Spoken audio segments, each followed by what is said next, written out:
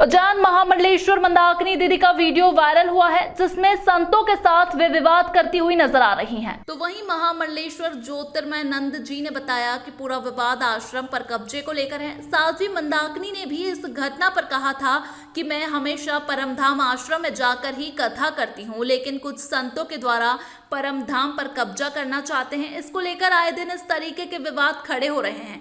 अगर मेरी समस्या हल नहीं हुई तो मैं मुख्यमंत्री निवास के समक्ष जाकर आंदोलन प्रदर्शन करूंगी। महामंडलेश्वर मंदाकिनी दीदी ने कहा कि जब मैं महामंडलेश्वर होकर इतना प्रताड़ित हो रही हूं तो आम जनता का क्या होता होगा। आखिर पुलिस मेरी बात पर एफआईआर दर्ज में इतनी देर क्यों की? जब मैं महामंडलेश्वर होकर इतनी परेशान होकर बार बार पुलिस अधिकारियों के समक्ष जाकर गुहार लगा रही हूं, तब जाकर पुलिस कर्मियों ने मेरी बात सुनी है, लेकिन इसके बावजूद अभी तक मेरे पास कोई एफआईआर की कॉपी नहीं दी गई। मंदाकिनी दीदी ने यह भी कहा कि चार धाम के महामंडलेश्वर शांति स्वरूपानंद जी ने मुझे बुलाया था और उसके बाद बीच बचाव करने के बाद मुझसे कहते हैं कि इस मामले में आप इतना तूल क्यों दे रही हैं। उस पर उन्होंने कहा कि ये मेरी आत्मसम्मान की लड़ाई है और मेरे साथ कुछ हरिद्वार से आए हुए संतों के द्वारा बदतमीजी और धक्का मुक्की की गई है। परमधाम आश्रम में सालों से वहां पर कथा करती हूँ। कुछ लोग जो हैं जो कि परमधाम पर कब्जा करना चाहते हैं। महाराज, आश्रम ने कब्जा कर लिया। उन लोगों ने बोधानंद को उन लोगों ने बाहर कर दिया, वो भी एक साजिश के तहत। मैंने उन लोगों को, ये बोधानंद ने अपने ऊपर पेट्रोल डाला, ये मर जाता उस दिन रात को। मैंने इसको बचाया, उन्होंने बहुत पीटा इसको, हमने इसको बचाया। और फिर जब हम उस पे हावी हुए कि भाई हम एफआईआर दर्ज कराओ इसकी, ये मर जाएगा, पूरा मोहल्ला एकत्रित हो गया था, तब वो मुझे एक तरफ ले गया।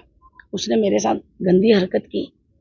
और वो आज तक मुझे ये समझ में नहीं आ रहा, मध्य प्रदेश के जो मुखिया हैं शिवराज सिंह चौहान, जो मामा हैं, बेटियों के लिए, बहनों के लिए काम करता है, तो मैं आज एक हफ्ते से गला फाड़ फाड़ के चिल्ला रही हूँ कि मैं भी आपकी बहन हूँ, मैं भी आपकी बेटी हूँ।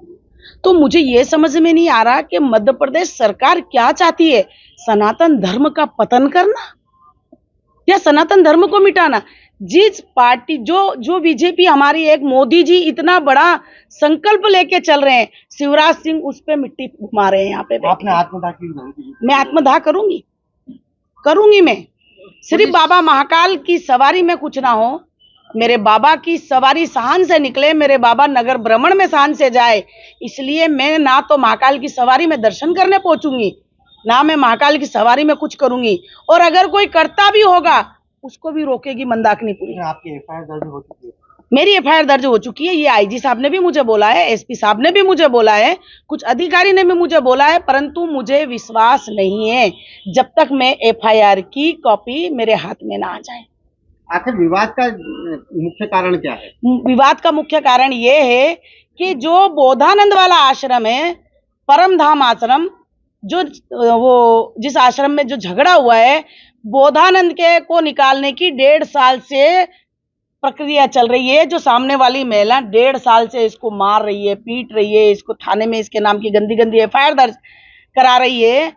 और वहां फिर 2 पुलिस आती है और ये बाबा को चरित्र का सर्टिफिकेट देती है कि बाबा तू यहाँ से भाग, तू चरित्रहीन है। और जो साधु आए हैं हरिद्वार से, मेरे को पता नहीं कि हमारी बीजेपी सरकार के पास में, मध्य प्रदेश पुलिस के पास में हरिद्वार वालों का सर्टिफिकेट है कि वो चरित्रवान है और इस बाबा का सर्टिफिकेट है कि वो चरित्रहीन है। इसमें चार धाम वाले जो महामंडलेश्वर, चारों धाम वाले महामंडलेश्वर जी ने मुझे बुलाया कि दीदी आप आइए, अपन यहाँ बैठ के करते हैं, और आप क्यों पड़े हो, क्यों झंझट कर रहे हो, आप टेंशन ना लो, सब बात खत्म। मैंने बोला देख भाई, मेरी तो कथा चल रही है, मेरा कोई विवाद नहीं है किसी से। और मेरे साथ हरकत हुई, मेरे को जुमा झटकी, मेरे को मारा भी सही, उनके हाथ में हथियार थे, उन्होंने मेरे साथ में रात को गलत हरकत की, 2 बार की, 2 बार वो मेरे को एक तरफ ले जाके उसने मुझे सेट करने की कोशिश की कि मंदाकिनी माताजी सेट हो जाए।